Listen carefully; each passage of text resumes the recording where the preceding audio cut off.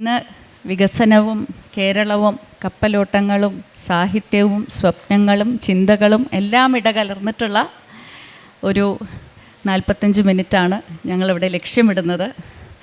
അതുകൊണ്ട് തികച്ചും ഒരു തുറന്ന സംഭാഷണമാണ് ഇന്നിവിടെ നമ്മൾ പ്രതീക്ഷിക്കുന്നതും ഞങ്ങൾ അതിനാണ് ഇവിടെ എത്തിച്ചേർന്നിട്ടുള്ളത്. അപ്പോൾ എന്താണ് സംസാരിക്കേണ്ടത് എന്ന് ഞാൻ മിനിസ്റ്ററിനോട് ഫോണിലൂടെ വിളിച്ച് ചോദിച്ചപ്പോൾ അദ്ദേഹം എന്നോട് പറഞ്ഞു, നമുക്ക് സംസാരിച്ച് പോകാം, അത്രേ ഉള്ളൂ എന്ന്. അപ്പോൾ യാതൊരു ചട്ടക്കൂടുകളും ഇല്ലാതെ ഒരു തുറന്ന സംഭാഷണത്തിനാണ് നമ്മളിവിടെ എത്തിയിരിക്കുന്നത് എന്നുള്ളത് മാത്രം ആമുഖമായി സൂചിപ്പിക്കാൻ ആഗ്രഹിക്കുകയാണ്. നമ്മൾ എവിടെയാണോ നിർത്തിയത് അവിടെ നിന്ന് തന്നെ ആരംഭിക്കണമെന്ന് എനിക്ക് തോന്നുന്നു. ശ്രീ മുരുകൻ കാട്ടാക്കടയുടെ മനോഹരമായിട്ടുള്ള കവിതകൾ കേട്ടാണ് നമ്മളിപ്പോൾ ഒരു സെഷൻ ഇവിടെ പൂർണ്ണമാക്കിയത്. വികസനത്തെക്കുറിച്ചും പ്രത്യേകിച്ചും വിഴിഞ്ഞത്തേക്ക് ഞാൻ എത്തിച്ചേർന്നപ്പോൾ ഒരു ചുമതല, ഒരു സൗഭാഗ്യം എന്ന നിലയിൽ എനിക്ക് ലഭിച്ചതുമായി ഞാൻ വിഴിഞ്ഞത്തേക്ക് എത്തിച്ചേർന്നപ്പോൾ എൻ്റെ മനസ്സിൽ ആദ്യം ഓടിയത് ഒരു കവിതയായിരുന്നു. എനിക്ക് ഏറ്റവും ഇഷ്ടമുള്ള കവികളിൽ ഒരാൾ, മാനസികമായ ഒരു ഗുരുസ്ഥാനീയനായി ഞാൻ നിർത്തുന്ന ഒരാളെന്നുള്ളത് അക്കിത്തമാണ്. അപ്പോൾ അക്കിത്തത്തിൻ്റെ മലവെള്ളം വന്നപ്പോൾ എന്ന് പറഞ്ഞ ഒരു കവിതയിലെ 2 വരിയുണ്ട്. കടലാസു തോണികളെ കടലാസു തോണികളെ കടലോളം പോയി വരുവിൻ കടലാസു തോണികളെ ആണ്. കടലാസു തോണികളെ കടലാസു തോണികളെ കടലോളം പോയി വരുവിൻ കടലാസു തോണികളെ തിരിയാതെ മറിയാതെ ഞെളിയാതെ പിരിയാതെ വിറയ്ക്കാതെ പോവും കപ്പൽ പട കണക്കെ. എന്താണ്? തിരിയാതെ മറിയാതെ പിരിയാതെ ഞെളിയാതെ വിറയ്ക്കാതെ പോവും കപ്പൽ പട കണക്കെ കടലാസു തോണികളെ കടലാസു തോണികളെ കടലോളം പോയി വരുവിൻ മലവെള്ളത്തിൽ. കടലോളം പോയി വരുന്നത് മലവെള്ളപ്പാച്ചിലാകുമ്പോൾ അത്ര എളുപ്പമല്ല എന്ന് നമുക്കറിയാം. പക്ഷേ എങ്കിലും കപ്പൽ പട കണക്കെ തിരിയാതെ ഞെളിയാതെ മറിയാതെ വിറയ്ക്കാതെ പോകുവാൻ ഇച്ഛാശക്തിയുള്ള ഒരു സർക്കാരിൻ്റെ നേട്ടങ്ങളെക്കുറിച്ചും ഇന്ന് ചർച്ച ചെയ്യുവാൻ കൂടിയാണ് നമ്മളിവിടെ ഒത്തുചേർന്നിരിക്കുന്നത്. അതിനുള്ള കാരണം കൂടി പറഞ്ഞതിന് ശേഷം ഞാൻ ബഹുമാനപ്പെട്ട മന്ത്രിയോട് മൈക്ക് കൈമാറും.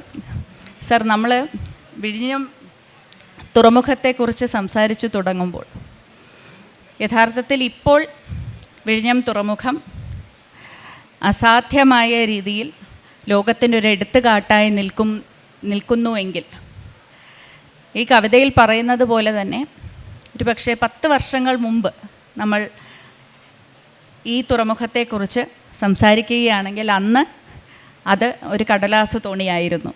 യഥാർത്ഥത്തിൽ 100 വർഷങ്ങൾക്ക് മുൻപ് അതിനെക്കുറിച്ച് നമ്മൾ സംസാരിക്കുകയായിരുന്നെങ്കിൽ അന്നും അതൊരു കടലാസു തോണിയായിരുന്നു. 10 വർഷങ്ങൾക്ക് മുമ്പ് നമ്മൾ കരാർ ഒപ്പിട്ടു.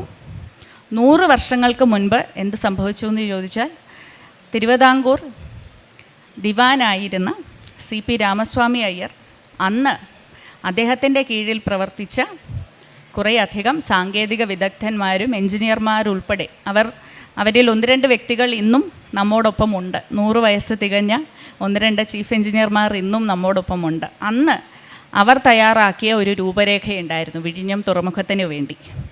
അതിൻ്റെ ആർക്കൈവ്സിൽ, നമ്മുടെ സർക്കാരിൻ്റെ ആർക്കൈവ്സിൽ നമ്മൾ പോയി നോക്കുകയാണെങ്കിൽ അതിൻ്റെയൊക്കെ രേഖകൾ വരെ നമുക്കിന്ന് കയ്യിലുണ്ട്. അന്ന് എങ്ങനെയാണ് വിഴിഞ്ഞം തുറമുഖത്തെ അവർ വിഭാവന ചെയ്തത് എന്നുള്ളതിനെക്കുറിച്ചുള്ളതും അതിൻ്റെ ഡിസൈൻ സഹിതം നമുക്ക് കയ്യിലുണ്ട് ശരിക്കും.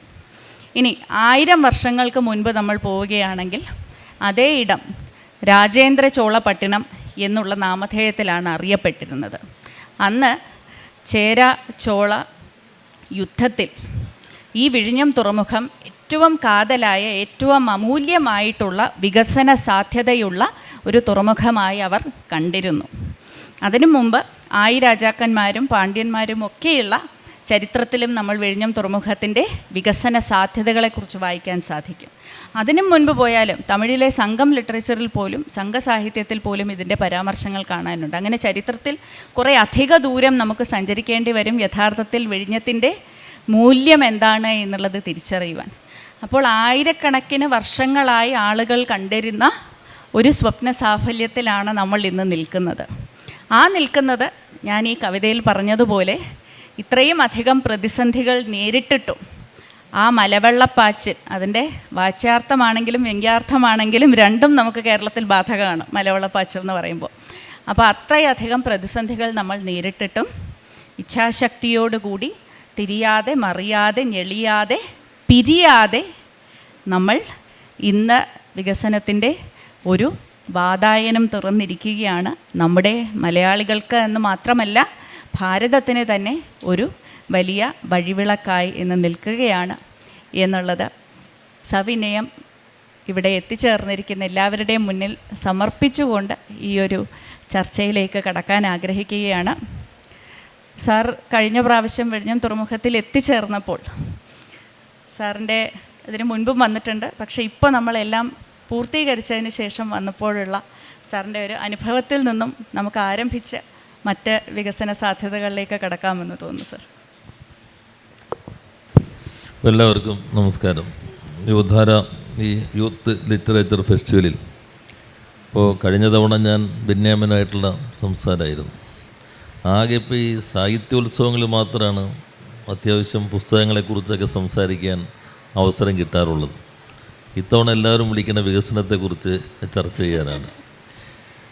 യഥാർത്ഥത്തിൽ വികസനത്തിൻ്റെ കപ്പലോട്ടങ്ങൾ ശീർഷകം അത്ര സുഖമാണോ എന്നെനിക്കൊരു സംശയമുണ്ട്. കാരണം കപ്പലോട്ടങ്ങൾ എപ്പോഴും ആധിപത്യം ഉറപ്പിക്കാനുള്ള ഓട്ടങ്ങളാണ്, അല്ലേ ബെന്യാമിൻ? നമ്മുടേത് എല്ലാ മനുഷ്യരെയും ചേർത്ത് പിടിച്ചിട്ടുള്ള ഓട്ടമാണ്. നമ്മൾ ഒരേ അർത്ഥം തോന്നുന്ന വാക്കുകൾ വ്യത്യസ്തമായ അർത്ഥങ്ങളായിരിക്കും ഉൽപ്പാദിപ്പിക്കുക. ഇപ്പോൾ വികസനം, വളർച്ച രണ്ടും നമ്മുടെ വർത്തമാനങ്ങളിൽ ഒരേ അർത്ഥത്തിലാണ് സാധാരണ പ്രയോഗിക്കാറ്. ഗ്രോത്ത്, ഡെവലപ്മെൻറ്റ് രണ്ടും രണ്ട് അർത്ഥമുള്ള വാക്കുകളാണ്. വളർച്ച വികസനത്തിനുള്ള മുന്നുപാധിയാണ്. എല്ലാ വളർച്ചയും എല്ലാവരുടെയും വികസനമാകണമെന്നില്ല. അതുകൊണ്ടാണ് നമ്മൾ പല സൂചകങ്ങളും എടുത്ത് പരിശോധിക്കുന്നത്. ഇവിടെ നമ്മുടെ വിഴിഞ്ഞത്തിലേക്ക് ചർച്ച പൂർണ്ണമായിട്ടും കേന്ദ്രീകരിക്കാൻ വിസിലിൻ്റെ ഡയറക്ടർക്ക് ആത്മാർത്ഥമായ ആഗ്രഹമുണ്ടെങ്കിലും ഞാൻ ആ ചൂണ്ടയിൽ കൊത്താനായി ഉദ്ദേശിച്ചല്ലായിരിക്കുന്നത്. വിഴിഞ്ഞത്തിൻ്റെ ഡയറക്ടറും സാംസ്കാരിക ഡയറക്ടറും ഒരാളായതിൻ്റെ സൗന്ദര്യം അവരുടെ ആമുഖ അവതരണത്തിൽ നമ്മളെല്ലാവരും ദർശിക്കുകയുണ്ടായി.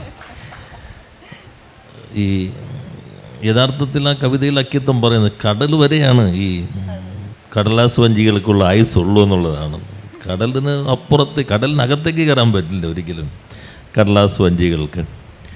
നമ്മൾ ജീവൻ നൽകുന്നപ്പോൾ ഇവിടെ പറഞ്ഞ കാര്യം ശരിയാണ്. ഈ വികസനം കേരളത്തിൻ്റെ വ്യവസായ വളർച്ചയുടെയും വികസനത്തിൻ്റെയും ഒരു കാഴ്ചപ്പാട് അത് ഇൻക്ലൂസീവാണെന്നുള്ളതാണ്, എല്ലാവരും ഉൾക്കൊള്ളുന്നതാണ്. അതിപ്പോൾ ഞങ്ങൾ വ്യവസായ വൽക്കരണത്തിൽ അത് തന്നെയാണ്. വളരെ നാനോ, മൈക്രോ, സ്മോൾ, മീഡിയം തുടങ്ങി എല്ലാ പ്രദേശങ്ങളെയും ഒരേപോലെ ചേർത്ത് വച്ചിട്ടുള്ള വികസന കാഴ്ചപ്പാടാണ്. അതിൽ വിഴിഞ്ഞത്തിന് വലിയ സംഭാവന ചെയ്യാൻ കഴിയുമെന്നത് യാഥാർത്ഥ്യമാണ്. ഞാൻ കഴിഞ്ഞ ദിവസവും വിഴിഞ്ഞത്ത് പോയിരുന്നു. അപ്പോൾ വിസിലിൻ്റെ ഡയറക്ടറും അതുപോലെ മറ്റെല്ലാവരും അവിടെ തന്നെ ഉണ്ടായിരുന്നു. വിഴിഞ്ഞത്തിൻ്റെ സാധ്യത കപ്പലുകൾ വരുന്നതെന്ന് മാത്രമല്ല, ഇപ്പോൾ കപ്പലേ വരുന്നുള്ളൂ. നമ്മളിപ്പോൾ അവിടെ ഏകദേശം ലോകത്തിലെ തന്നെ ഏറ്റവും പ്രധാനപ്പെട്ട കൺസൾട്ടൻറ്റിനെ വെച്ചിട്ടൊരു മാസ്റ്റർ പ്ലാൻ തയ്യാറാക്കിയിട്ടുണ്ട്. അതിനനുസരിച്ച് മാനുഫാക്ചറിങ് ഏരിയ, മാനുഫാക്ചറിങ്ങിൽ തന്നെ റോബോട്ടിക്സ് എവിടെ, മെഡിക്കൽ ഡിവൈസ് എവിടെ, ഇലക്ട്രോണിക്സ് എവിടെ, അങ്ങനെ വളരെ മൈക്രോസ്കോപ്പിക് ആയിട്ടുള്ളൊരു പ്ലാനിങ് വിഴിഞ്ഞത്തെ ആധാരമാക്കി നടത്തിയിട്ടുണ്ട്. നമുക്കിപ്പോൾ ഉള്ളൊരു സാധ്യത, ഇപ്പോൾ ബോംബെ അല്ലെങ്കിൽ വേറെ ഏത് തുറമുഖം ഉപയോഗിക്കുന്നതിനേക്കാളും വിഴിഞ്ഞം ഉപയോഗിച്ചാൽ ഒരാഴ്ചയെങ്കിലും ലാഭം കിട്ടുന്നുള്ളതാണ് സമയത്തിന്. അത് സ്വാഭാവികമായിട്ട് കോസ്റ്റിലും പ്രതിഫലിക്കും. അന്തർദേശീയ കപ്പൽച്ചാലുമായി അടുത്ത് സ്വാഭാവിക ആഴമുള്ള ലോകത്തിലെ തന്നെ ഒരു പക്ഷേക തുറമുഖമാണ് വിഴിഞ്ഞം എന്നുള്ളത്. അപ്പോൾ വലിയ സാധ്യത വിഴിഞ്ഞത്തിനുണ്ട്. ആ സാധ്യതയെ എങ്ങനെ വ്യവസായ മുന്നേറ്റത്തിന് ഉപയോഗിക്കാൻ കഴിയും, അതാണ് പ്രധാനമായിട്ടും ചിന്തിക്കുന്നത്. ഇപ്പോൾ ഇവിടെ എല്ലാ നഗരങ്ങളെല്ലാം വികസിക്കുന്നത് ആദ്യകാലത്ത് തുറമുഖങ്ങളുമായി ചേർന്നിട്ടാണ്. ഇപ്പോൾ കൊടുങ്ങല്ലൂർ വന്നു, മുസരീസായി വന്നത്, ഇപ്പോൾ കൊച്ചി വികസിച്ചത് ഈ തുറമുഖവുമായി ചേർന്നിട്ടാണ്. അപ്പോൾ തുറമുഖം കേവലം കപ്പലുകൾ അടുക്കുന്നു, ആളുകൾ ഇറങ്ങുന്നു, ചരക്കുകൾ ഇറക്കുന്നു, കയറ്റുന്നു എന്നതിനപ്പുറത്തേക്ക് ഒരു നാടിൻ്റെ സമ്പദ്ഘടനയെ, സാംസ്കാരിക തലത്തെ എല്ലാം സ്വാധീനിക്കുന്ന ഒന്നാണ്. അപ്പോൾ അതിൻ്റെ ഒരു പൊട്ടൻഷ്യൽ വിഴിഞ്ഞം നൽകുമെന്ന് തന്നെയാണ് ഞാൻ പ്രതീക്ഷിക്കുന്നത്. സർ, നമ്മുടെ ഇൻക്ലൂസീവ് ഗ്രോത്ത് എന്നുള്ളതിനെ കുറച്ചുകൂടി വിശദമായി നമുക്കൊന്ന് ചർച്ച ചെയ്യാം എന്നുള്ളത് തോന്നുന്നു. കാരണം ഭാരതത്തിൽ പല കാലഘട്ടങ്ങളിലൂടെ നമ്മൾ വികസനത്തിൻ്റെ ചർച്ചകളിലൂടെയും വികസന പദ്ധതികളിലൂടെയും നമ്മുടെ 5 ഇയർ പ്ലാൻസ് എന്നുള്ളത് ഒരു പക്ഷേ ലോകമെമ്പാടും എല്ലാവരും ശ്രദ്ധിക്കപ്പെട്ടിട്ടുള്ള ഒരു ഘടനയും കൂടിയായിട്ടുണ്ട്. അങ്ങനെ ഹ്രസ്വകാല പദ്ധതികളും അതുപോലെ തന്നെ ദീർഘകാല പദ്ധതികളും വീക്ഷണങ്ങളും ഒക്കെ ആയിട്ട് ഭാരതം മുന്നോട്ട് പോകുന്ന ഒരു നാൾ വഴിയാണ് നമുക്കുള്ളത്. പക്ഷേ അതിലും തന്നെ കേരളം ഒരു പക്ഷേ അതിൽ നിന്നും കുറേ കൂടെ വ്യത്യസ്തമായി എന്നും ജനങ്ങളെ ചേർത്ത് പിടിച്ചുകൊണ്ടുള്ള ഒരു വികസന പാതയിലാണ് നമ്മൾ സഞ്ചരിക്കുന്നത് എന്നുള്ളതിൽ വേരൂന്നിക്കൊണ്ട് പോയിട്ടുള്ളതാണ് നമ്മൾ കണ്ടിട്ടുള്ളത്. അതുകൊണ്ട് തന്നെ ഇപ്പോൾ സൂചികകൾ സാറ് സൂചിപ്പിച്ചതുപോലെ നമുക്ക് പല മേഖലകളിലും നമ്മുടേതായിട്ടുള്ള വ്യക്തിമുദ്ര പതിപ്പിക്കുവാനും സാധിച്ചിട്ടുണ്ട്.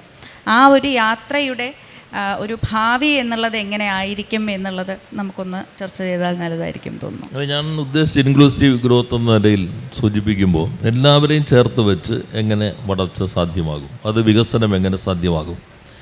അപ്പം അതിൽ ഇപ്പോൾ നോക്കുകയാണെങ്കിൽ പ്രതിശീർഷ വരുമാനം നോക്കിയാൽ, അല്ലെങ്കിൽ സമ്പത്തിൻ്റെ കേന്ദ്രീകരണം നോക്കിയാൽ, അസമത്വത്തിൻ്റെ അതിതീവ്രമായ വ്യാപനം നോക്കിയാൽ നമ്മുടെ രാജ്യം പൊതുവെ അത്തരത്തിലുള്ള ഒരു ഇൻക്ലൂസീവ്നെസ് ഉണ്ടെന്ന് നമുക്ക് പറയാൻ കഴിയില്ല.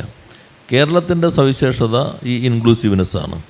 അത് ജാതി, മതം, അതുപോലെ ലിംഗം, ഈ വ്യത്യാസങ്ങളില്ലാതെ തന്നെ, പ്രദേശ വ്യത്യാസങ്ങളില്ലാതെ തന്നെ എല്ലാവരും ഉൾക്കൊള്ളാൻ കഴിയുന്നുള്ളതാണ്. അത് വ്യവസായത്തിൽ എങ്ങനെ സാധ്യമാകും? ഇപ്പോൾ നമ്മളതാണല്ലോ ചിന്തിക്കുന്നത്. വ്യവസായത്തിലിപ്പോൾ കേരളത്തിൻ്റെ പൊതുവർത്തമാനം എന്താണെന്ന് വെച്ചാൽ, കേരളം എല്ലാം കൊള്ളാം, കാണാൻ നല്ല സ്ഥലമാണ്, വിദ്യാഭ്യാസം കൊള്ളാം, ആരോഗ്യം കൊള്ളാം. പക്ഷേ വ്യവസായം നോക്കിക്കഴിഞ്ഞാൽ അതൊരു ഇവിടെ നിങ്ങൾ ഇൻവെസ്റ്റ് ചെയ്യണോ എന്നതായിരുന്നു ഒരു ആശങ്കാ ചിത്രമുണ്ടായിരുന്നത്.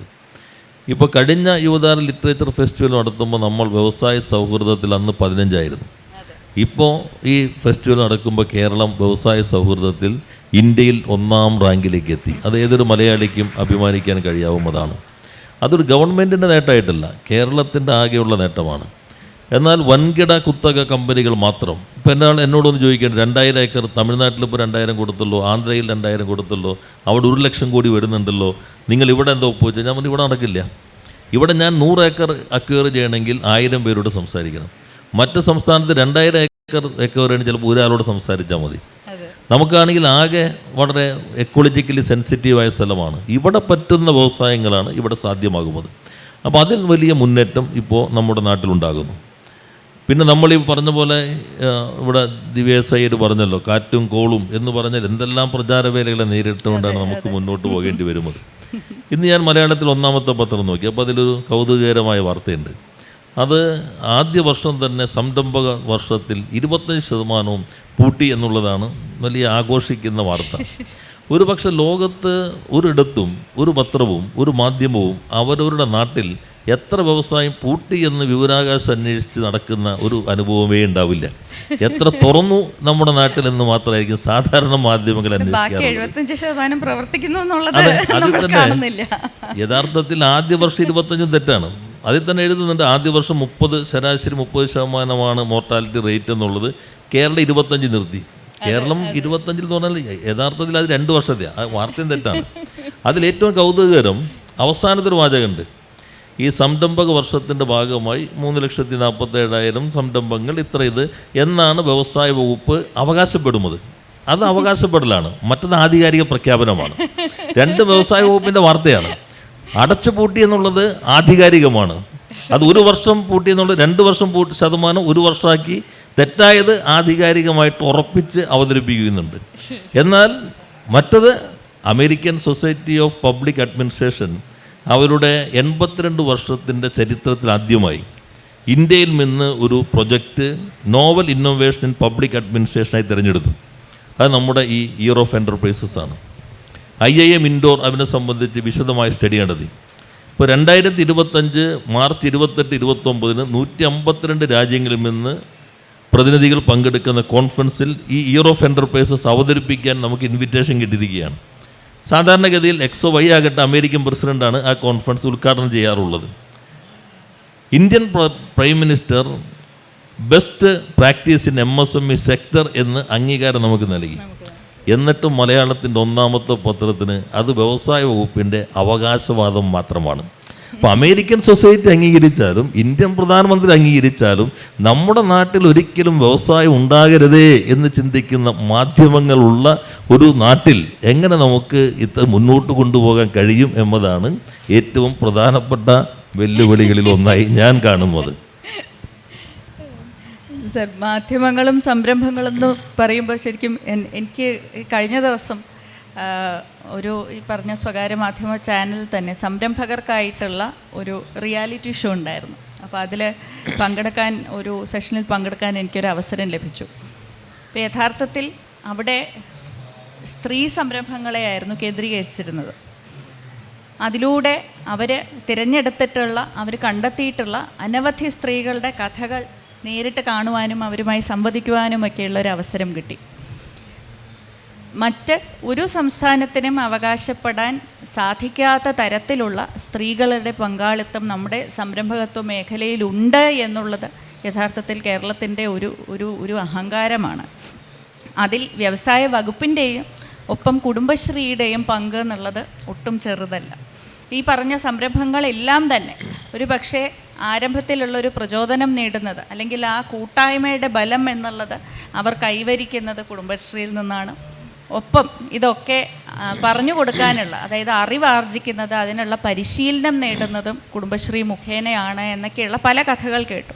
കുടുംബശ്രീക്ക് പുറമേയും സാറി സൂചിപ്പിച്ചതുപോലെ വ്യവസായ വകുപ്പിൻ്റെ കീഴിൽ നമ്മളിപ്പോൾ IT ആണെങ്കിലും സ്റ്റാർട്ടപ്പ് ആണെങ്കിലും ഏത് തരത്തിലുള്ള വ്യവസായം നോക്കിയാലും യുവതയ്ക്ക് വ്യവസായവുമായി ബന്ധപ്പെട്ട് പ്രവർത്തിക്കുവാനും ഒപ്പം സ്ത്രീകൾക്ക് സംരംഭകരായി മാറുവാനും ഒരു പക്ഷേ ഇന്ത്യയിൽ ഏറ്റവും അനുയോജ്യമായിട്ടുള്ള സംസ്ഥാനം കേരളമാണ് എന്ന് പറയുന്നതിൽ നമുക്ക് യാതൊരു സംശയവുമില്ല. സാർ ഈ പറഞ്ഞ അവാർഡിന് പോലും ശരിക്കും നമ്മുടെ റിഫോംസ് എല്ലാം നോക്കിയാലും, പരിഷ്കാരങ്ങളെല്ലാം സിറ്റിസൺ സെൻട്രിക് റിഫോംസ് ആയിട്ടുള്ള പല ഘടകങ്ങൾ കൊണ്ടാണ് നമുക്ക് ഭാരതത്തിൽ ഏറ്റവും മുന്നോടിയായിട്ടുള്ള ഒരു സ്ഥാനത്തിൽ എത്തിച്ചേരാൻ സാധിച്ചത്. അതിൽ ഞാൻ കണ്ട 1-2 സംരംഭങ്ങൾ, കാസർഗോഡ് നിന്ന് വന്നിട്ടുണ്ടായിരുന്ന 2 ഗ്രൂപ്പുകളുണ്ടായിരുന്നു. ഒരു സംഘം യുവതികൾ അവരൊരു വർക്ക്ഷോപ്പ് നടത്തുകയാണ്. വണ്ടികൾക്ക്, 2 വീലറിനായിട്ടുള്ള ഒരു വർക്ക്ഷോപ്പ് നടത്തുകയാണ്. അപ്പോൾ എന്തുകൊണ്ടാണ് ഒരു പക്ഷേ നമ്മുടെ നാട്ടിൽ സ്ത്രീകൾ ഒരു വർക്ക്ഷോപ്പ് നടത്തുന്നത് ഒരു അസാധാരണമായ കാഴ്ചയായിട്ട് കാണുന്നത് എന്നുള്ളതായിരുന്നു ആദ്യത്തെ ഒരു ചോദ്യം. നമ്മൾ ഈ സംസാരിക്കുമ്പോൾ സുനിത വില്യംസ് അങ്ങ് നാസയിലും അമേരിക്കയിലും ബഹിരാകാശത്തുമൊക്കെ സ്ത്രീകൾ പോകുന്ന സമയത്ത് പോലും നമ്മുടെ നാട്ടിലൊരു ബൈക്ക് റിപ്പയർ ചെയ്യുവാനായിട്ട് സ്ത്രീകളെ കൊണ്ട് സാധിക്കുമോ ഇല്ലയോ എന്നുള്ള ഒരു ചോദ്യം ഇപ്പോഴും ജനങ്ങളുടെ മനസ്സിലുമുണ്ട്. അപ്പോൾ അവർ ഞങ്ങളോട് പറയുമായിരുന്നു, നമ്മളൊരു ടയർ ഫിക്സ് ചെയ്ത് കൊടുത്തു കഴിയുമ്പോൾ നാട്ടുകാർ ചിലപ്പോൾ ഞങ്ങളോട് ചോദിക്കും, വേറൊരു വർക്ക്ഷോപ്പിൽ കൂടെ കൊണ്ടുപോകണ്ടല്ലോ അല്ലേ, ഇത് നന്നായിട്ട് ടൈറ്റ് ആയിട്ടുണ്ടല്ലോ ഈ സ്ക്രൂ എന്നൊക്കെ ആളുകൾ ഞങ്ങളോട് വന്ന് ചോദിക്കും. ഞങ്ങൾ പെണ്ണുങ്ങളത് ചെയ്യുന്നു എന്ന് പറയുമ്പോഴത്തേക്കും നാട്ടുകാർക്കൊരു അത്ഭുതമാണ്, അത് പെട്ടെന്ന് അങ്ങ് വിശ്വസിക്കാൻ പറ്റുന്നില്ല എന്നുള്ളത്. അപ്പോൾ അത്തരത്തിലുള്ള ഒരു കാഴ്ചപ്പാട് സാർ സൂചിപ്പിച്ച പോലെ ഒരു പക്ഷേ മാധ്യമങ്ങളിലൂടെയുള്ളതായിരിക്കാം, അല്ലെങ്കിൽ നമ്മുടെ തന്നെ ഒരു സാമൂഹിക അവസ്ഥ എന്നുള്ളത്, ഒരു സോഷ്യൽ കണ്ടീഷനിങ് എന്നൊക്കെ നമുക്ക് പറയാൻ സാധിക്കും. അങ്ങനെയുള്ള ഒരു ലിംഗസമത്വത്തിൻ്റെ ഒരു മാറ്റത്തിന് തുടക്കം കുറിക്കുന്ന ഒരു കാലഘട്ടം കൂടിയാണ് ഇത് എന്ന് എനിക്ക് തോന്നുന്നു. സാറിൻ്റെ അനുഭവത്തിൽ അതിനെക്കുറിച്ച് കൂടി നമ്മൾ ഇൻക്ലൂസീവിനെ കുറിച്ച് പറയുമ്പോൾ അതും പ്രധാനമാണ് എന്ന് എനിക്ക്. നമ്മുടെ ഇയർ ഓഫ് എൻ്റർപ്രൈസസ് തന്നെ പുതുതായി തുടങ്ങിയ സംരംഭകരിൽ 40% വുമൺ ഓൺടർപ്രനേഴ്സാണ്, സ്ത്രീ സംരംഭകരാണ്. അത് വളരെ നല്ല രീതിയിൽ തന്നെ അവർ മുന്നോട്ട് കൊണ്ടുപോകുന്നുണ്ട്. എനിക്ക് തോന്നുന്നു അത് ഏതെങ്കിലും ഒരു മേഖലയിൽ മാത്രമല്ല, ഫുഡ് പ്രോസസ്സിങ്, ഗാർമെൻറ്റ്സ് മാത്രമല്ല, ഇലക്ട്രോണിക്സ്, പല ഇപ്പം പറഞ്ഞ പോലെ വർക്ക്ഷോപ്പ്, എല്ലാ മേഖലയിലേക്കും അവർ വരുന്നുണ്ട്. ഞങ്ങൾ ഇത്തവണ ഈ സംഭാവനകൾ, ആജീവാനന്ദ സംഭാവനകൾക്കുള്ള ഓൺടർപ്രണർഷിപ്പിൻ്റെ അവാർഡ് ഇത്തവണ നൽകിയത് പമേല അന്ന മാത്യു എന്ന ഒരു വുമൺ ഓൺടർപ്രണർക്കാണ്. അവർ എറണാകുളത്ത് തന്നെയുള്ള തന്നെ OEN കണക്ടേഴ്സിൻ്റെ ദീർഘകാലം ഇവിടെ വ്യവസായം നടത്തിക്കൊണ്ടിരിക്കുന്ന ആളാണ്. അപ്പോൾ യഥാർത്ഥത്തിൽ നമ്മുടെ കേരളത്തിൻ്റെ വ്യവസായ ചിത്രം ഇപ്പോൾ കുറേ കൂടി വിസിബിളായി തുടങ്ങിയിട്ടുണ്ട്.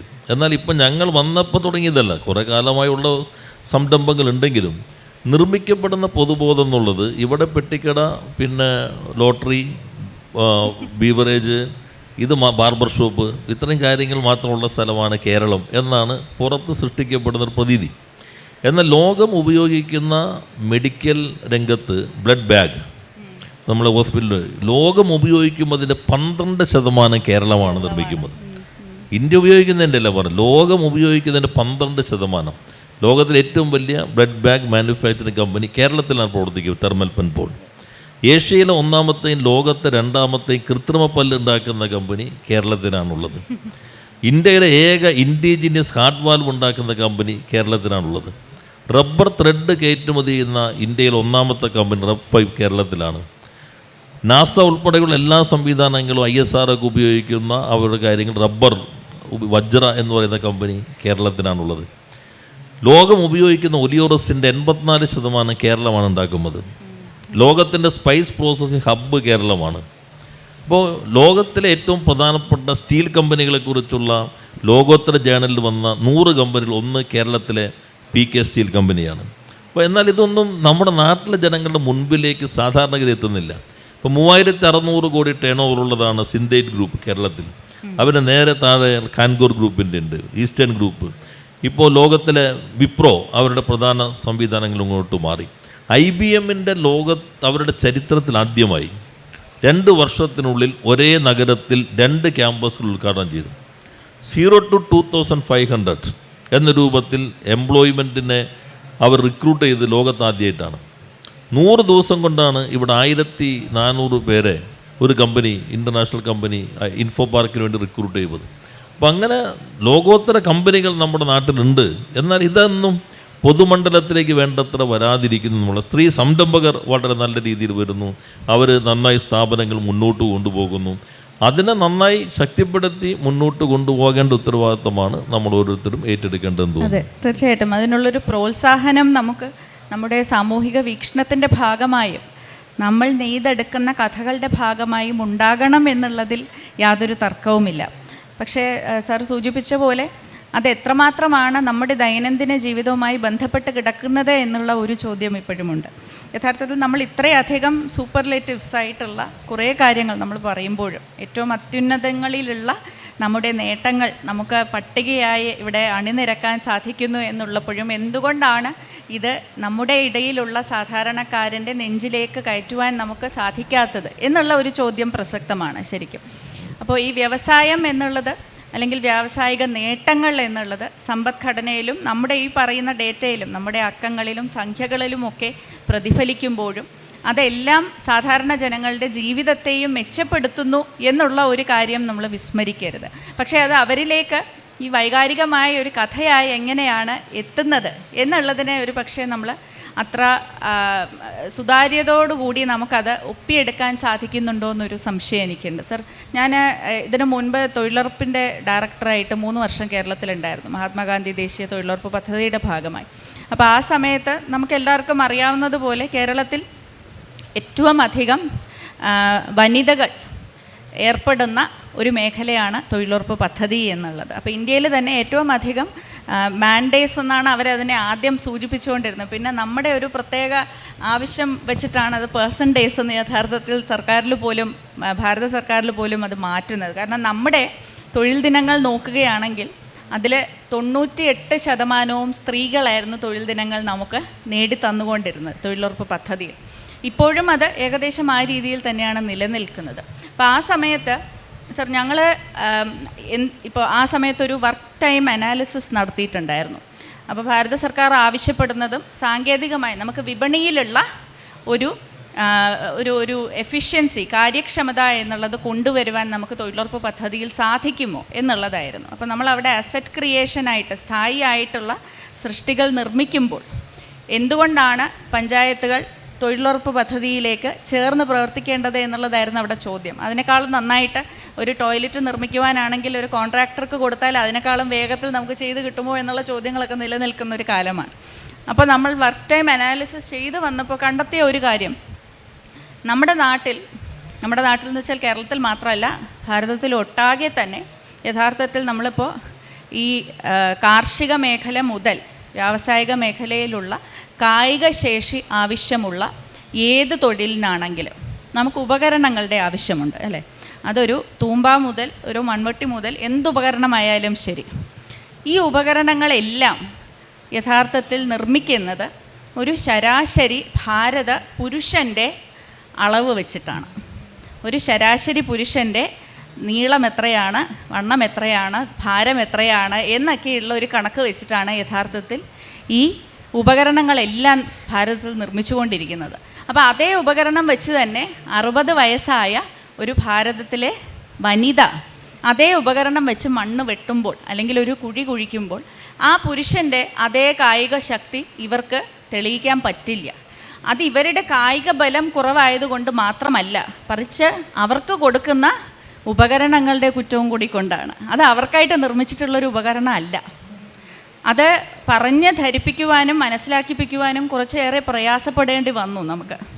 പക്ഷേ നമ്മൾ ഓരോരുത്തർക്കും അറിയാം, ഇപ്പോൾ ബെന്യാമിൻ എഴുതുന്ന പേന വെച്ചിട്ട് അതേ പേന എടുത്ത് ഞാൻ എഴുതുമ്പോൾ പോലും എനിക്ക് ചിലപ്പോൾ അതേ ഭംഗിയോടുകൂടി എഴുതാൻ സാധിക്കില്ല. അത്രയധികം നമ്മൾ ഓരോരുത്തരും നമ്മുടെ ശീലങ്ങൾക്കും നമ്മൾ ഉപയോഗിക്കുന്ന വസ്തുക്കളോടുമൊക്കെ ഒരു പരിചയം നമുക്കുണ്ടാകും. പക്ഷേ അതിലുപരിയായി, ആ പരിചയത്തിലുപരിയായി ഒരു സ്ത്രീക്കും പുരുഷൻ്റെയും കായിക ബലവും സ്ത്രീയുടെയും പുരുഷൻ്റെയും ജൈവികമായിട്ടുള്ള ഘടനയും രണ്ടും രണ്ടാണ് എന്ന് മനസ്സിലാക്കി അവരുടെ പണി ആയുധങ്ങൾ അവർക്ക് അനുയോജ്യമായിട്ടുള്ള രീതിയിൽ നിർമ്മിക്കണം എന്നുള്ള ഒരു വലിയ കണ്ടെത്തലും കൂടി ഉണ്ടായി. അപ്പോൾ അതിൻ്റെ അടിസ്ഥാനത്തിൽ ശരിക്കും സാർ നമ്മുടെ national institute of rural development ഹൈദരാബാദിൽ അത് നമ്മൾ അവതരിപ്പിക്കുകയും സ്ത്രീകൾക്ക് അനുയോജ്യമായിട്ടുള്ള ഉപകരണങ്ങൾ യഥാർത്ഥത്തിൽ അവിടെ സയൻറ്റിഫിക്കായിട്ട് ശാസ്ത്രീയമായിട്ട് നിർമ്മിക്കുകയും ചെയ്ത ഒരു സമയമുണ്ടായിരുന്നു.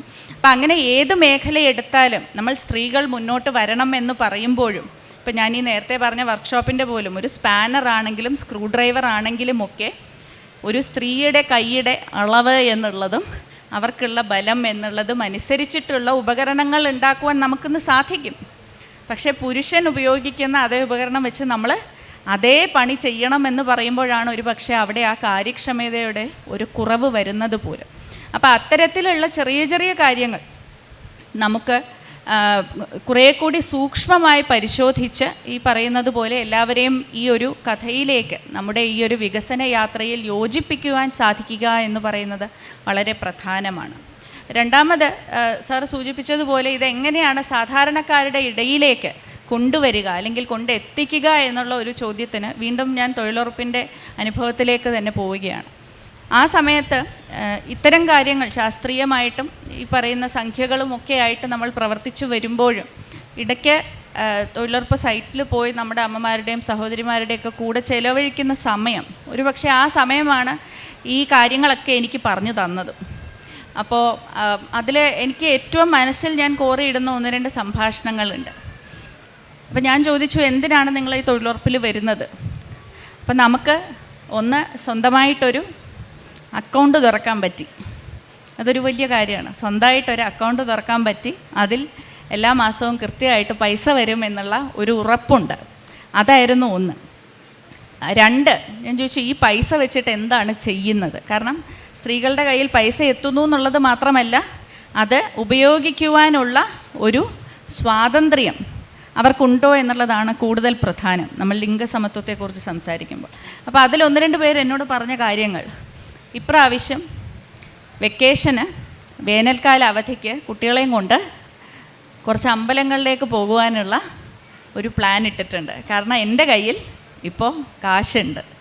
മറ്റൊരമ്മ എന്നോട് പറഞ്ഞത്, വീട്ടിൽ ഇപ്പോൾ കുട്ടികൾക്ക് എന്നും ഒരു കവറ് കൂടെ പാല് വാങ്ങിച്ച് രാത്രിയും കൂടെ പാല് കൊടുക്കാൻ പറ്റുന്നുണ്ട് എന്നുള്ളതായിരുന്നു. മറ്റൊന്ന് എന്നോട് പറഞ്ഞത്, വീട്ടിലിപ്പോൾ എന്നും മുട്ട വാങ്ങിക്കാൻ പറ്റുന്നുണ്ട് എന്നൊക്കെയുള്ള ചെറിയ ചെറിയ കാര്യങ്ങളായിരിക്കും. ഒരു പക്ഷേ നമ്മളത് ഓരോ അണുവായി പരിശോധിക്കുമ്പോൾ, പക്ഷേ അവരുടെ കുടുംബങ്ങളിൽ ആ കുട്ടികളുടെ വളർച്ചയിലൊക്കെ അത് ഉണ്ടാക്കുന്ന മാറ്റം എന്നുള്ളത് വളരെ വലുതാണ്. അപ്പോൾ ഇത് ഒരു പക്ഷേ വേതനം നമ്മൾ മറ്റുള്ള വ്യാവസായിക മേഖലകളെ നോക്കുമ്പോൾ ഏറ്റവും കുറഞ്ഞ വേതനം ലഭിക്കുന്നതാണ് ഇന്നും കേരളത്തിന് തൊഴിലുറപ്പെന്ന് പറയുന്നത്. നമ്മൾ എത്ര പ്രാവശ്യം കൂടുതൽ വേണം എന്ന് ആവശ്യപ്പെട്ടാലും ഇപ്പോഴും കുറവാണത്. അപ്പോൾ അതിന് പോലും ഇത്രയ്ക്ക് മാറ്റങ്ങൾ ഒരു അണുവായി നമ്മൾ നോക്കുമ്പോൾ ഒരു കുടുംബത്തിൻ്റെ തലത്തിൽ സൃഷ്ടിക്കാനായിട്ട് സാധിക്കുന്നുണ്ട്. അപ്പോൾ അതുപോലെ തന്നെ മറ്റേതൊരു വ്യാവസായിക മേഖലയാണെങ്കിലും അതിൻ്റെ സാമൂഹിക പരിണാമം എങ്ങനെയാണ് എന്നുള്ളത് കുടുംബത്തിൻ്റെ തലത്തിൽ നമുക്ക് ഒരു അന്വേഷണം എന്നുള്ളത് തന്നെ നമുക്ക് ശരിക്കും നടത്തണം എന്നുള്ളതാണ് എനിക്ക് തോന്നുന്നത്. സർ, കുറച്ച് ദൈർഘ്യമേറിയ 2-3 ചോദ്യങ്ങളാണ്. അതിലിപ്പോൾ ഈ ബെന്യാമിൻ്റെ പേന കിട്ടിയാലും ദിവ്യ എസ് അയ്യർക്ക് അങ്ങനെ എഴുതാൻ പറ്റും ഞാൻ കരുതുന്നില്ല. അത് പേനയുടെ മാത്രം ഗുണമല്ല. പിന്നെ നമ്മൾ ഈ ഉപകരണങ്ങൾ 2 ഭാഗങ്ങൾ ഞാൻ അതിനകത്ത് അഭിസംബോധന ചെയ്യാം. ഒന്ന് സ്ത്രീ, 2-ാം ഭാഗത്ത് പറഞ്ഞല്ലോ സ്ത്രീകൾക്ക് പറ്റാവുന്ന അല്ല നമ്മുടെ ഈ ടൂൾസ് എല്ലാം വന്നിട്ടുള്ളത്. അത് ടൂൾസിൽ മാത്രമല്ല, ഭാഷയിലും ഭരണഘടനയിലൊക്കെ അങ്ങനെയാണ്. അപ്പോൾ നോക്കിയായിരുന്നു ഈ 39C ഇങ്ങനെയാണ്: that the citizen men and women equally have the right to an adequate means of livelihood. അപ്പോൾ വലിയ ചർച്ച നടന്നിരുന്നു. മെൻ ആണോ ആദ്യം വരേണ്ടത്, മെൻ ആൻഡ് വുമൻ എന്നാണ്. അപ്പോൾ ഒരാൾ അതിനകത്ത് അമെൻമെൻറ്റ് കൊണ്ടുവന്നിരുന്നു, വുമൺ ആദ്യം വരണം എന്നുള്ളത്. പക്ഷെ അന്ന് ഭരണഘടനാ അസംബ്ലി അംഗീകരിച്ചില്ല, മെൻ ആൻഡ് വുമൺ എന്നുള്ളതാണ്. ജനറൽ ക്ലോസസിൻ്റെ ഒരു ആക്ട് ഉണ്ട്, അതിൽ ഏത് നിയമത്തിന് ഹി എന്ന് പറഞ്ഞാൽ ഷീ കൂടി ഉൾക്കൊള്ളുന്നു എന്നുള്ളതാണ്. അതുകൊണ്ട് നിങ്ങളുടെ നിയമം നോക്കി കഴിഞ്ഞാൽ അറിയാം, എല്ലാ നിയമത്തിനും ഹി ഉണ്ടാവുള്ളൂ. ഹി എന്ന് പറഞ്ഞാൽ ഷീ കൂടി ഉൾക്കൊള്ളുന്നുണ്ടെന്നാണ്.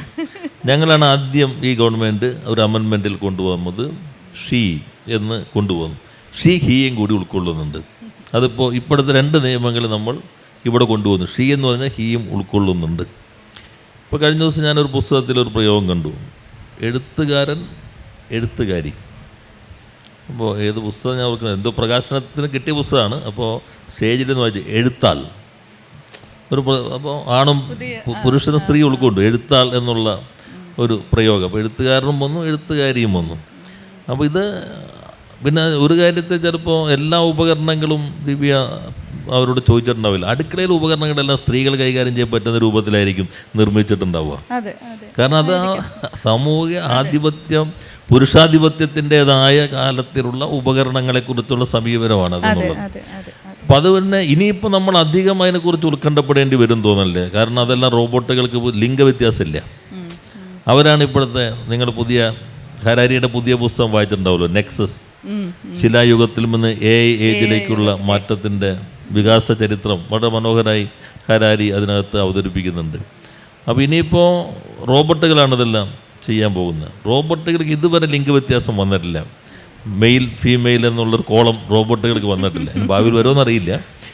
അപ്പോൾ എന്തായാലും ഇതൊരു പ്രധാനപ്പെട്ട പ്രശ്നം തന്നെയാണ്. 2, എങ്ങനെ ജനങ്ങളിലേക്ക് ഇത്തരം കാര്യങ്ങൾ എത്തുന്നു എന്നുള്ളത്. ഇപ്പോൾ കഴിഞ്ഞ ദിവസം നമ്മുടെ ഒരു സ്റ്റാർട്ടപ്പിൽ തുടങ്ങി നന്നായി IT കൊണ്ടുപോയ വയനാട് ദുരന്തത്തിലൊക്കെ അവിടുത്തെ മോണിറ്ററിംഗ് ഒക്കെ ചെയ്ത ഒരു ചെറുപ്പക്കാരൻ്റെ ഒരു വീഡിയോ ഉണ്ട്.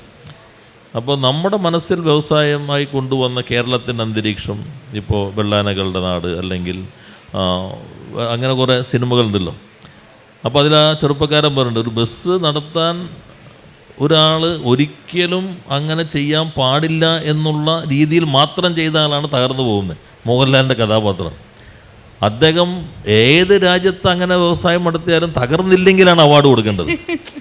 കണ്ടക്ടറെ തിരഞ്ഞെടുക്കുന്നില്ല, സൂക്ഷ്മതയില്ലായ്മ, വണ്ടിയുടെ റൂട്ട് തിരഞ്ഞെടുക്കുന്നില്ല, വാങ്ങുന്നതിന് മുമ്പ് വണ്ടിയുടെ അതിൻ്റെ ഫിറ്റ്നസ് നോക്കുന്നതിൽ ഇതൊന്നും ചെയ്യാത്ത ഒരാൾ ലോകത്ത് എവിടെങ്കിലും തുടങ്ങിയിട്ട് വിജയിച്ചിട്ടുണ്ടെങ്കിലാണ് അവാർഡ് കൊടുക്കേണ്ടത്. പക്ഷേ നിർമ്മിക്കപ്പെട്ട പ്രതീതി എന്താ, കേരളത്തിലായതുകൊണ്ട് മാത്രമാണ് അത് തകർന്നു പോയതെന്നുള്ളതാണ്. ഞാൻ ഡൽഹിയിലെ ഞങ്ങളുടെ റോഡ് ഷോ, ഇപ്പോൾ നാളെ ദുബായ് റോഡ് ഷോ ഉണ്ട്, എല്ലായിടത്തും ഈ സമ്മിറ്റിന് മുമ്പ് റോഡ് ഷോ ആണ്. അപ്പോൾ അവിടെ കേരളത്തെക്കുറിച്ച് നിങ്ങളുടെ കാഴ്ചപ്പാടെന്താ? ചിലരുടെ ധാരണ കേരളത്തിൽ മാത്രമേ ഈ കൊടിയുള്ളൂ എന്നാണ്. ഈ പണിമുടക്ക് അവിടെയാണ്. അപ്പോൾ ഞാൻ ഹിന്ദുവിൽ ഡീറ്റെയിൽ റിപ്പോർട്ട് 2 ദിവസം മുമ്പായിരുന്നു, ആ പരിപാടിയുടെ 2 ദിവസം മുമ്പ്.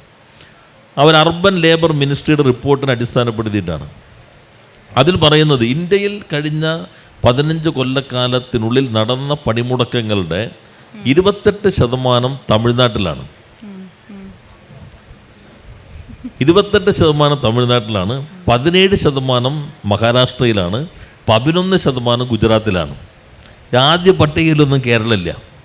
പക്ഷേ ഗുജറാത്തിലൊക്കെ പണിമുടക്കുണ്ടോ, മഹാരാഷ്ട്രയിൽ പണിമുടക്കുണ്ടോ എന്നൊക്കെയായിരിക്കും നമ്മുടെ നാട്ടിലെ ചോദ്യം. എന്നാൽ തമിഴ്നാട്ടിലുണ്ട്. തമിഴ്നാട്ടിൽ പിന്നെ കുറച്ചെങ്കിലൊക്കെ ഉണ്ടെന്ന് കരുതാം. റിപ്പോർട്ടിൻ്റെ കൺക്ലൂഷൻ ഇതാണ്: പണിമുടക്കങ്ങൾ വ്യവസായവൽക്കരണത്തിന് തടസ്സമല്ല എന്നാണ് ഹിന്ദു റിപ്പോർട്ടിൻ്റെ കൺക്ലൂഷൻ.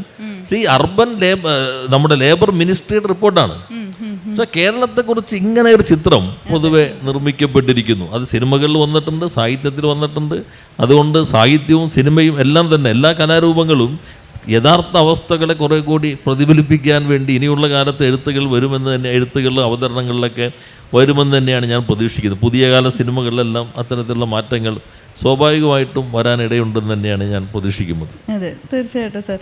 അതിൽ തന്നെയുള്ളൊരു വൈരുദ്ധ്യം, അതിൽ അഭിമാനം കൊള്ളുന്നവർ കൂടിയാണ് മലയാളികൾ എന്നുള്ളത് ഈ പറയുന്ന പ്രതിഫലിപ്പിച്ച പ്രതിഷേധത്തിൻ്റെ സ്വരം മുഴങ്ങി കേൾക്കുന്നതിൽ എന്നും അഭിമാനം കൊള്ളുന്നവർ കൂടിയാണ് മലയാളികൾ എന്നുള്ളത്. മലയാളത്തിൻ്റെ നമ്മുടെ നല്ലൊരു വിഭാഗത്തിൻ്റെ പ്രത്യേകത നെഗറ്റിവിറ്റിയിലാണ് നമുക്ക് കുറേ താല്പര്യമുള്ളത്. ഇപ്പോൾ ഒന്നിനൊരു അനശ്വരത എന്നുള്ളത്, അമരത്വം ഒന്നിനുമില്ല, മനുഷ്യനുമില്ല, വ്യവസായത്തിനുമില്ല.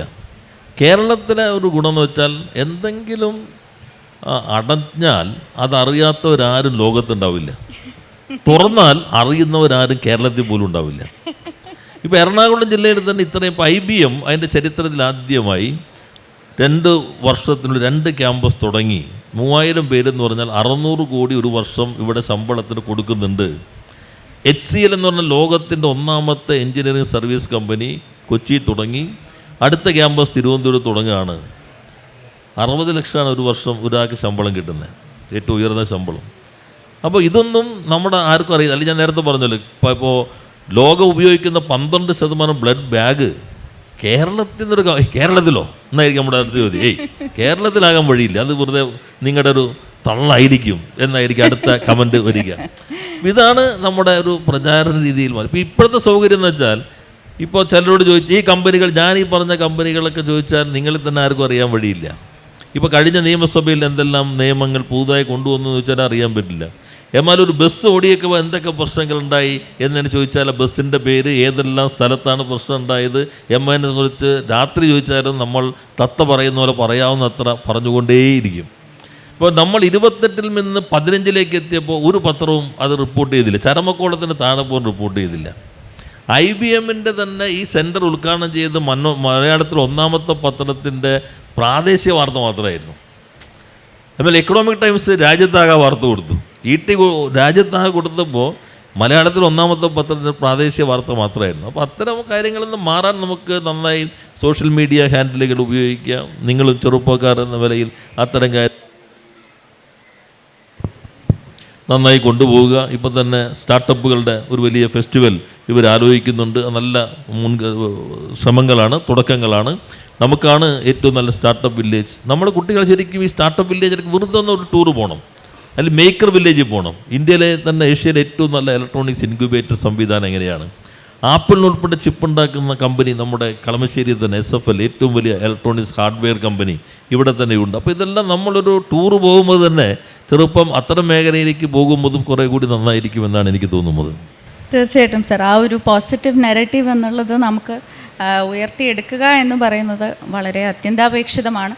അത് കേരളത്തിൻ്റെ എന്ന് മാത്രമല്ല, വ്യക്തിഗതമായി നമ്മുടെ ഓരോരുത്തരുടെയും വളർച്ചയ്ക്കും അത് പ്രധാനമാണ് എന്നുള്ളതാണ് അതിൻ്റെ സത്യം. അക്കിത്തത്തിൻ്റെ മറ്റൊരു ഒരു കവിതയുടെ ഒരു ഭാഗം എനിക്ക് ഓർമ്മ വരികയാണ് അത് പറയുമ്പോൾ. ശരിക്കും അമ്മിഞ്ഞപ്പാൽ എന്നുള്ള കവിതയാണെന്നാണ് എൻ്റെ ഓർമ്മ. കർമ്മവ്രതരുടെ രാജ്യം എന്നാണ് അതിൻ്റെ തുടക്കം. കർമ്മവ്രതരുടെ രാജ്യം എൻ്റേതപരസുഖം നിജസുഖമാം കർമ്മവ്രതരുടെ രാജ്യം.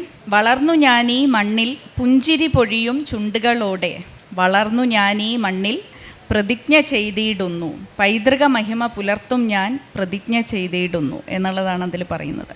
അതിലേറ്റവും പ്രധാനപ്പെട്ട വരി എന്ന് എനിക്ക് തോന്നുന്നത് വളർന്നു ഞാനീ മണ്ണിൽ പുഞ്ചിരി പൊഴിയും ചുണ്ടുകളോടെ എന്നുള്ളതാണ്. അവിടെ പുഞ്ചിരി എന്നുള്ളത് വെറും ആ ഒരു വാക്കിൻ്റെയോ അല്ലെങ്കിൽ ഒന്ന് പുഞ്ചിരിക്കുക എന്നുള്ള ഒരു പ്രവൃത്തിയുടെയോ പ്രതീകം മാത്രമല്ല, മറിച്ച് ഈ പറയുന്നത് പോലെ നമ്മുടേതായിട്ടുള്ള നമുക്ക് ചുറ്റും കാണുന്ന നന്മയെ ഒപ്പിയെടുക്കുവാൻ നമുക്ക് ഓരോരുത്തർക്കും സാധിക്കണം എന്നുള്ളതിൻ്റെ ഒരു പ്രതീകം കൂടിയായിട്ടാണ് അമ്മിഞ്ഞപ്പാൽ എന്നുള്ളൊരു കവിതയിൽ അത് പറയുന്നത്. ഇപ്പോൾ പുഞ്ചിരി പൊഴിഞ്ഞുകൊണ്ട് തന്നെ വളർന്നിടുവാൻ ഈ മണ്ണിൽ കർമ്മവ്രതരായ ഒരു രാജ്യത്തിനെ കെട്ടിപ്പടുക്കുവാൻ നമുക്ക് ഓരോരുത്തർക്കും സാധിക്കണം എന്നുള്ളത് തീർച്ചയായിട്ടും ആർക്കും തർക്കമില്ലാത്ത ഒരു വിഷയമാണ് എന്ന് ഞാൻ കരുതുകയാണ്. സാറ് പറഞ്ഞു വന്നപ്പോൾ ഇടയ്ക്ക് സൂചിപ്പിച്ച ഒരു കാര്യമുണ്ടായിരുന്നു. ഇനിയിപ്പോൾ പണിയായുധങ്ങളുടെ ലിംഗസമത്വത്തെക്കുറിച്ച് നമുക്ക് ചിന്തിക്കേണ്ട ആവശ്യം വരില്ല. കാരണം ഇന്ന് നമ്മൾ AI-യുടെയും റോബോട്ടിക്സിൻ്റെയും ഒക്കെ ഒരു യുഗത്തിലാണ് ജീവിക്കുന്നത് എന്നുള്ളത്. അപ്പം സാർ അവിടെ വന്നപ്പോഴും കണ്ടിരുന്നു, നമുക്ക് ശരിക്കും വിഴിഞ്ഞം തുറമുഖം ഇന്ന് ലോകത്തിന് മുൻപിൽ നമ്മൾ സമർപ്പിക്കുന്നു എന്നുണ്ടെങ്കിൽ അതിൻ്റെ ഏറ്റവും വലിയ ഒരു മികവ് എന്നുള്ളത് നമ്മളവിടെ ഉപയോഗിച്ചിട്ടുള്ള സോഫ്റ്റ്വെയറിൻ്റെയും ഓട്ടോമേഷൻ്റെയുമുള്ള ഒരു തരം എന്നുള്ളത് കൂടിയാണ്, അതിൻ്റെ ഒരു ഗുണമേന്മ എന്നുള്ളത് കൂടിയാണ്. കാരണം ഭാരതത്തിൽ തന്നെ ആദ്യത്തെ ഓട്ടോമേറ്റഡ് സെമി ഓട്ടോമേറ്റഡ് പോർട്ടാണ് വിഴിഞ്ഞത്തിൽ നമ്മൾ സ്ഥാപിച്ചിട്ടുള്ളത് എന്നുള്ളതും, ഒപ്പം ലോകത്തിലെ ഏത് വൻകിട പോർട്ടുമായും നമുക്ക് മത്സരിക്കാവുന്ന തരത്തിലുള്ള ഒരു ഗുണമേന്മയാണ് നമ്മുടെ ഓട്ടോമേറ്റഡ് ക്രെയിൻസിൽ അവിടെ ഉള്ളത് എന്നുള്ളതുമാണ്.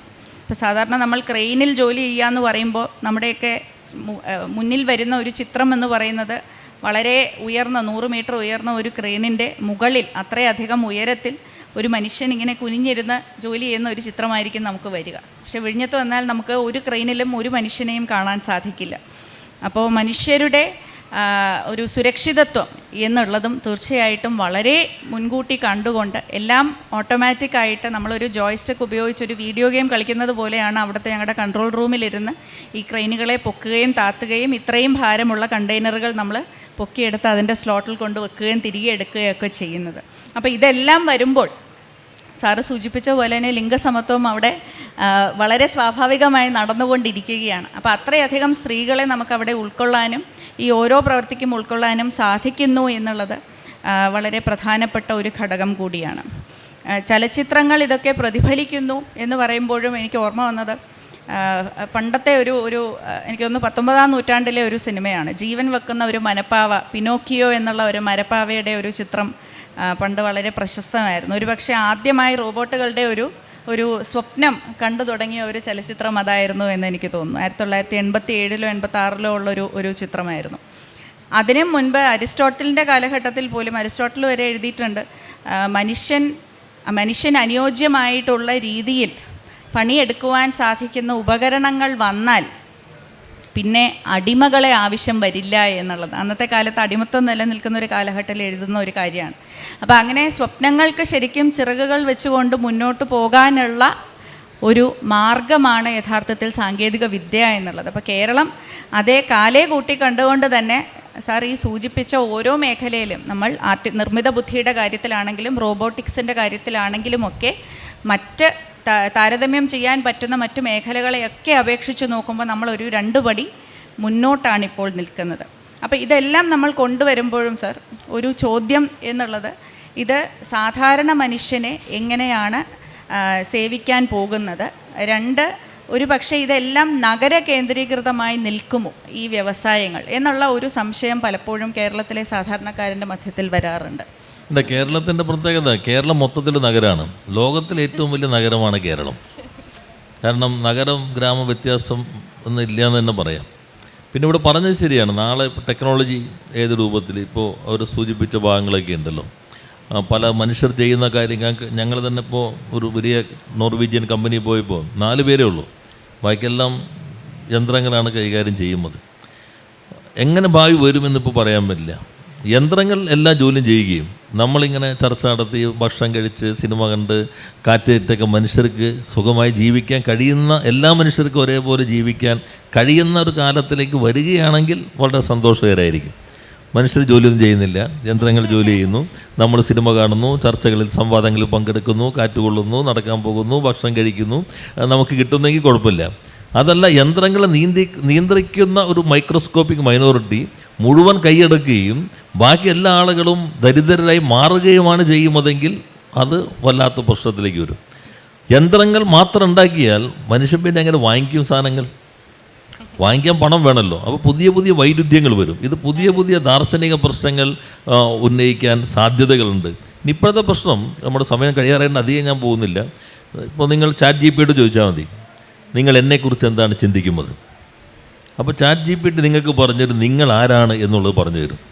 നിങ്ങളെക്കുറിച്ച് നിങ്ങൾക്കറിയാത്ത കാര്യങ്ങൾ വരെ നിങ്ങളുടെ സെർച്ച് എഞ്ചിനുകൾ മുഴുവൻ നോക്കി നിങ്ങൾ എവിടെ നിൽക്കുന്നു, നിങ്ങൾ ഓഫിലാണോ വാങ്ങിക്കുന്നത്, നിങ്ങൾ ബ്രാൻഡിലാണോ വാങ്ങിക്കുന്നത്, നിങ്ങൾ മാളിലാണോ നിൽക്കുന്നത്, നിങ്ങൾ പാർക്കിലാണോ നിൽക്കുന്നത്, എല്ലാ ഡാറ്റ ഉണ്ട് അവർക്കടുത്ത്. അപ്പം നമ്മൾ വിചാരിക്കും അത് ശരിയാണ്, ഞാൻ തന്നെയാണല്ലോ ഇതെന്ന്. ഈ ചാറ്റ് GPT വായിക്കുമ്പോഴായിരിക്കും ഇങ്ങനൊരു രീതി എനിക്കുണ്ടല്ലോ. നിങ്ങൾ എന്തൊക്കെ സെർച്ച് ചെയ്തു, നിങ്ങൾ എന്തൊക്കെ നോക്കി, നിങ്ങൾ എന്തൊക്കെ ചാറ്റ് ചെയ്തു, നിങ്ങളുടെ ലൊക്കേഷൻ എവിടെയായിരുന്നു, നിങ്ങളുടെ ഡിജിറ്റലായിട്ടുള്ള പർച്ചേസിങ് എന്തായിരുന്നു, സ്വിഗ്ഗിയിൽ നിന്ന് നിങ്ങൾ എന്താ വാങ്ങിക്കുന്നത്, വെജാണോ നോൺ വെജാണോ, വാങ്ങിക്കുമ്പോൾ ജങ്ക് ഫുഡാണോ അല്ലാത്ത ഫുഡാണോ, അതോ നിങ്ങൾ വാങ്ങിക്കുമ്പോൾ ഒരു ആപ്പിൾ വാങ്ങിക്കുന്നുണ്ടോ 1 കിലോ ആപ്പിൾ വാങ്ങിക്കുന്നുണ്ടോ, ഇതെല്ലാം വെച്ചിട്ടായിരിക്കും വളരെ പെട്ടെന്ന് അനലൈസ് ചെയ്തിട്ട് നിങ്ങളെക്കുറിച്ച് അവൻ പറഞ്ഞു തരികയാണ്. നേരത്തെ എന്ന് വെച്ചിട്ടുണ്ടെങ്കിൽ നമ്മൾ വിവരങ്ങൾ ശേഖരിച്ചിട്ട് നമ്മൾ നിഗമനങ്ങളിലേക്ക് എത്തണം. ടൂൾസായിരുന്നു, ഇപ്പോൾ ടൂൾസ് മാറി, ഏജൻസായി. നേരത്തെ പ്രോഗ്രാം എഴുതാൻ നമ്മൾക്കൊരു അഹങ്കാരം ഉണ്ടായിരുന്നു. കമ്പ്യൂട്ടറല്ലേ, ഞാൻ എഴുതിയ പ്രോഗ്രാമിലല്ലേ നീ ഓടുള്ളൂ. ഇപ്പോൾ പ്രോഗ്രാം എഴുതുകയാണ് ജെൻ AI.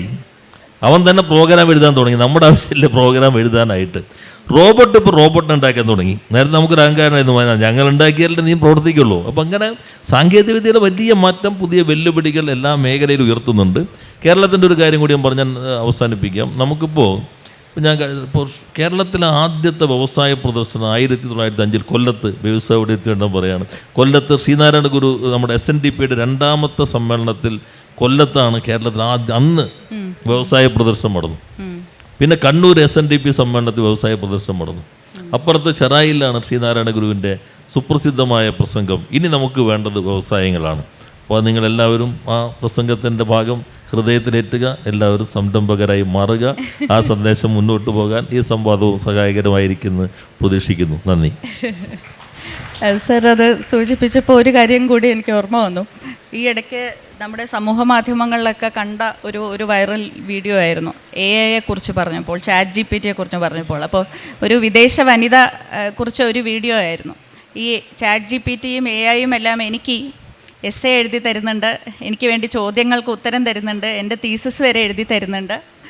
പക്ഷേ ഈ സമയമല്ല ഞാൻ എന്താണ് ചെയ്യുന്നത് എന്ന് ചോദിക്കുമ്പോൾ വീട്ടിൽ പോയി പാത്രം കഴുകാനും തുണി നനയ്ക്കാനും വീട് വൃത്തിയാക്കാനും കിടന്നുറങ്ങാനും ഒക്കെയുള്ള അവസരം നിങ്ങൾക്ക് ലഭിക്കുന്നു എന്നായിരുന്നു ചാറ്റ് GPTയുടെ മറുപടി. അപ്പോൾ തിരിച്ച് അങ്ങോട്ട് പറയാനുള്ളത് അവർക്ക് ഈ സാങ്കേതിക വിദ്യയും AIയും റോബോട്ടിക്സും എല്ലാം ഈ പറയുന്ന വീട്ടിലെ വസ്ത്രം കഴുകാനും തുണി നനയ്ക്കാനും പാത്രം കഴുകാനും ഒക്കെയുള്ള ജോലികൾ നിങ്ങൾ ചെയ്തിട്ട് എനിക്ക് എൻ്റെ സർഗശേഷി ഉപയോഗിച്ചുകൊണ്ട് ഈ essay എഴുതാനും എൻ്റെ തീസിസ് ചെയ്യാനുമുള്ള അവസരമാണ് യഥാർത്ഥത്തിൽ എനിക്ക് വേണ്ടത്. അപ്പോൾ സാങ്കേതിക വിദ്യ അങ്ങനെ വേണം നമ്മൾ വഴിതിരിച്ചു വിടാൻ എന്നുള്ള ഒരാശയമായിരുന്നു.